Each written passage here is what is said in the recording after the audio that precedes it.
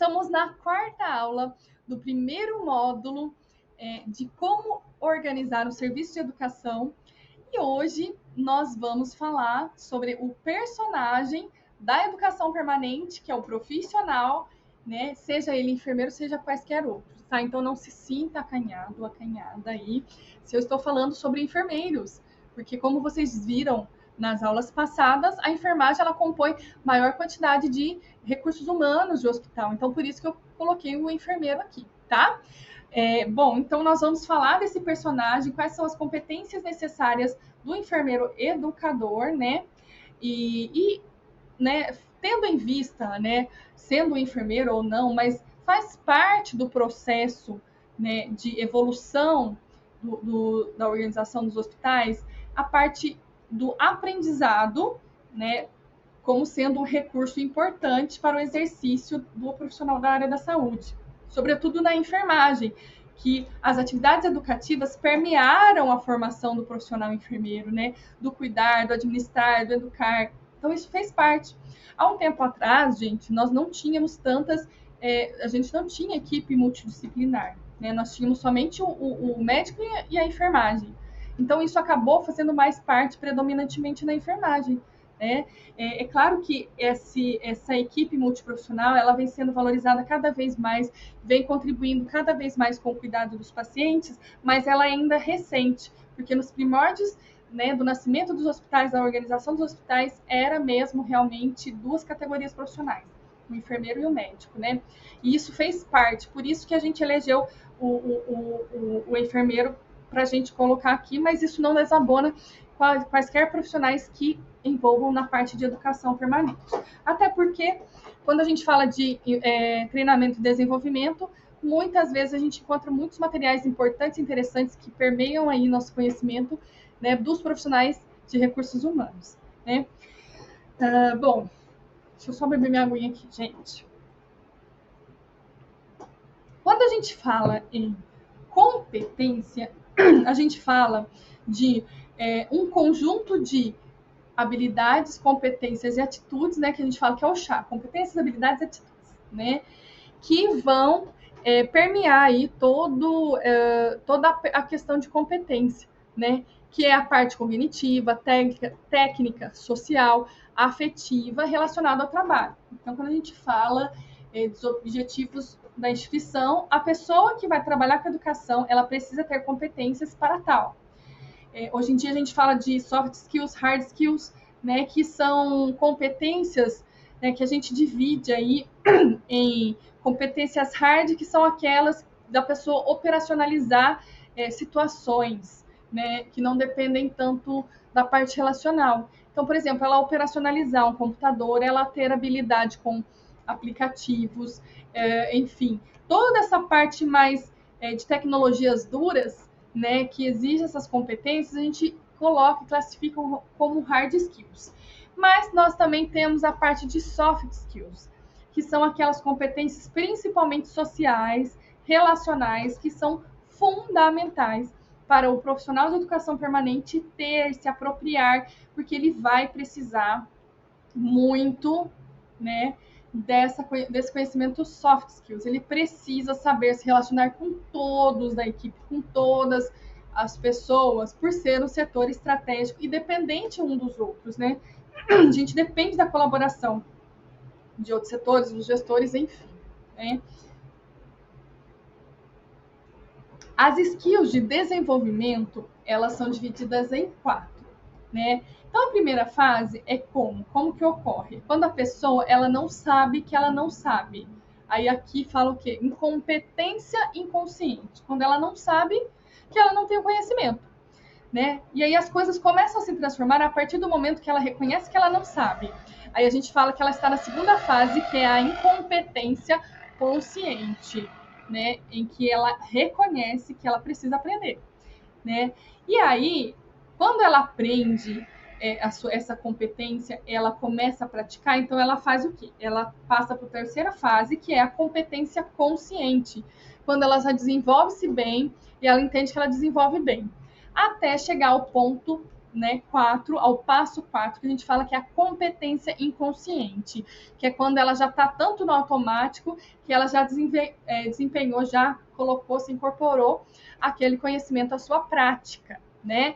E então é como dirigir o carro, gente. Quando você vai dirigir o carro, você pensa para passar a marcha, você pensa no volante. Quando você já adquiriu essa experiência, essa competência, tudo fica no automático. Então, é isso que a gente fala do desenvolvimento, do sucesso, assim, que passa por essas 3 fases, e é importante esse conhecimento para o educador, né? Quando a gente fala de conhecimento, a gente fala de algo que esteja relacionado a tudo aquilo que a pessoa adquiriu ao longo do tempo, né? Que é o conhecimento, né? Teórico, domínio teórico das situações. E nós listamos aqui, eu listei aqui, de acordo com o artigo que eu li, quais são, assim, o que o educador ele precisa ter no rol de conhecimento dele, né? Por exemplo, as teorias associadas ao processo de ensino-aprendizagem de adultos. Isso é importante, gente, a gente se fundamentar, saber como que a gente está fazendo, as referências, né, daquilo que nós estamos fazendo. Essa fundamentação, ela é importante, ela abarca, ela né, está junto com o conhecimento. A educação baseada em competências, então, assim, eu saber mapear as competências, realizar ações, né, corretivas para o desenvolvimento dessas competências. A teoria das necessidades educacionais, que é o diagnóstico de necessidades de treinamento, que a gente precisa realizar, como eu vou realizar, né? Então, isso é importante. A parte de teoria educacional, ensino, baseada em evidências práticas, baseadas em evidências, tudo que for referente à ciência, que é baseado em evidência, traz uma tonalidade diferente para o profissional, tá? Objetivos, resultados esperados, justificativa, avaliação de aprendizagem, tudo isso deve compor o conhecimento do educador. Prioridades nacionais de saúde, esse educador ele tem que saber o que está acontecendo no Brasil, no mundo, né? Ele precisa ser uma pessoa antenada, saber, entender o que está acontecendo nos jornais, o que as pessoas estão preocupadas. Outras coisas como, por exemplo, legislação, pesquisa em seres humanos, resolução da área de ensino, código de conduta ético regional e internacional. Então, isso é importante, porque às vezes o educador ele assume papéis, principalmente referente à pesquisa, né? Muitos pesquisadores às vezes vai até a instituição para saber como que vai realizar pesquisas, e o educador é a pessoa que é responsável por gerir tudo isso. Então, esse conhecimento ele faz importante. Teoria da gestão e liderança. Quais são as teorias que abarcam aí a parte de gestão e liderança para que eu possa desenvolver minha equipe, né, as pessoas que estão junto, né, para melhorias aí de resultados. Código gramatical, referências da educação sobre currículo, né, como que está isso nos outros profissionais, né? Referência da educação em relação a princípios do SUS, né? Enfim. Né, nós estamos incluídos no Sistema Único de Saúde, seja eu em instituição privada, esteja eu em unidade pública, né? Então, eu preciso também saber o que está acontecendo no SUS, tá? O que é importante, porque isso vai compor, muitas vezes, repertórios dos meus treinamentos, né? Outra questão é a parte da habilidade, que é aquela aplicação produtiva desse conhecimento, é o saber fazer. Então, a pessoa que está na educação permanente, ela precisa saber fazer, e isso envolve 4 tópicos importantes. E o primeiro deles é desenvolver habilidade para acessar banco de dados. Então, a pessoa que está na educação, gente, ela tem que entender de banco de dados, de referências bibliográficas, né, daquilo que vai trazer conhecimento para dentro da instituição, né? E também as instituições, aquele conhecimento, ele que vai ser aplicado, deve ser baseado em evidência científica. Muitas vezes o profissional da educação, ele participa da formatação de POPs, então ele tem que estar ligado nisso, né? Não é simplesmente só ficar lá assinando papéis, né? Muitas vezes eles acham que seja isso. Terceiro, habilidade para atuar de modo criativo e inovador em cada ação educativa. Então, por que eu digo isso? Porque é preciso o profissional de educação, né, atuar dessa forma criativa, inovadora, né? Ele precisa usar seus recursos, precisa saber usar o conhecimento das pessoas para conseguir realizar seus objetivos, né?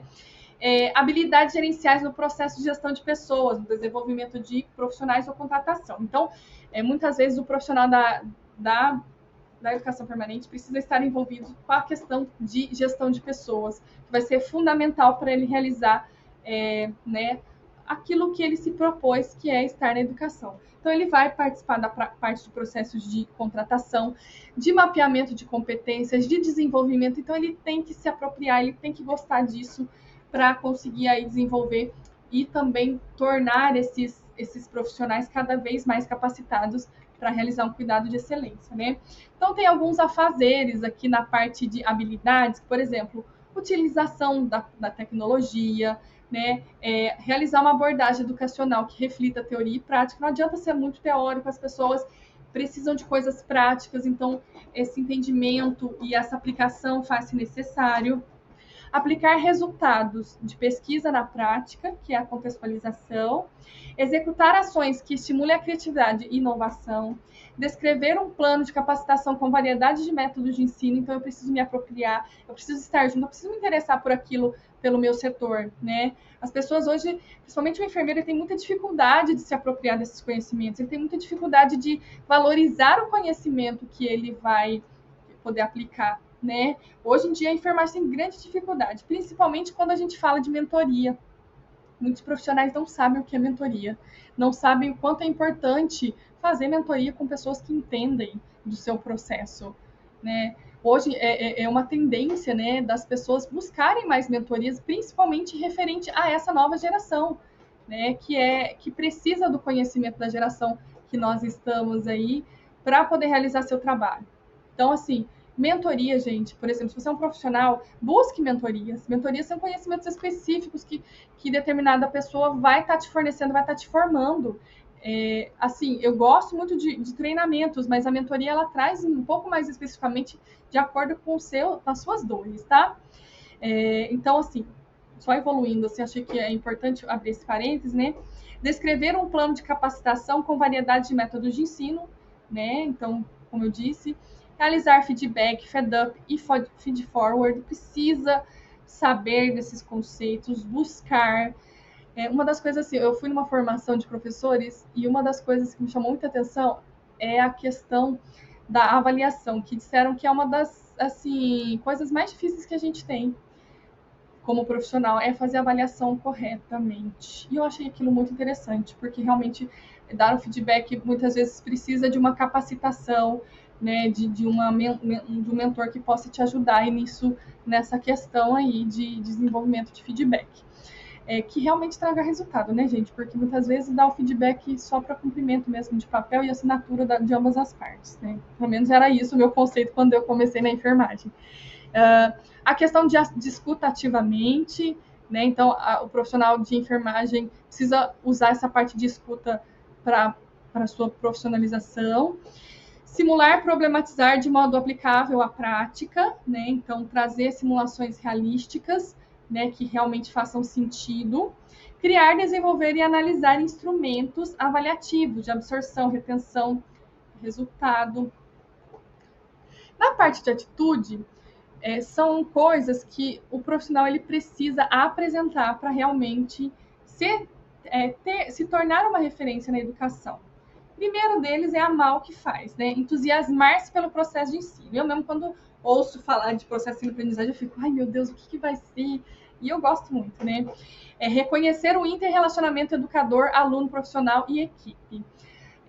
Então, esse relacionamento, ele precisa, né? A pessoa precisa ser muito boa em relacionamentos interpessoais. Se não for, precisa desenvolver, a mentoria está aí para isso, né? Também tem psicólogo, tem outras coisas, mas a mentoria ajuda muito nessa parte de desenvolvimento de relacionamento. Demonstrar interesse no desenvolvimento profissional individual e coletivo. Então, a pessoa tem que olhar para a outra e saber identificar quais são as necessidades da pessoa, que ela precisa de treinamento, não só dela, mas da equipe, do coletivo, enfim, para ela conseguir fazer contribuições significativas, tá? Estimular o questionamento, o pensamento crítico, a reflexão, né? Incorporar essa reflexão crítica nas suas capacitações, adaptar e flexibilizar. Então, a flexibilização precisa compor também algo né, dentro do que é importante o educador realizar, incentivar o diálogo e a autonomia, contribuir com a formação de profissionais para o fortalecimento do SUS. Então, o SUS, os princípios do SUS, eles precisam estar presentes no arcabouço, precisam ser colocados em prática, principalmente cooperar com a aquisição de habilidades de usuário para o autocuidado. Então, assim, esse profissional, ele precisa saber que, de repente, ele também precisa desenvolver as outras pessoas para incentivar o autocuidado dos pacientes, tá? Assim, o enfermeiro, o profissional, ele ocupa uma posição estratégica, né? Por ter esse contato com o desenvolvimento humano. Então, as pessoas olham ele com referência e reverência, né? E aí ele precisa mesmo trabalhar com essa parte de desenvolvimento, de entender quais são as necessidades para que a instituição ela saia do ponto A para o ponto B, para que o profissional também saia do ponto A para o ponto B, tá? Resumindo tudo, né, de competências, habilidades e atitudes, a parte de apropriação de teorias e princípios do aprendizado de adulto, ele precisa compor, então, o rol e o arcabouço de conhecimento desses profissionais. Currículo e implementação, ele precisa entender que os profissionais eles precisam apresentar algumas competências que sejam importantes para o trabalho, isso faz parte do currículo, né, de formação dele.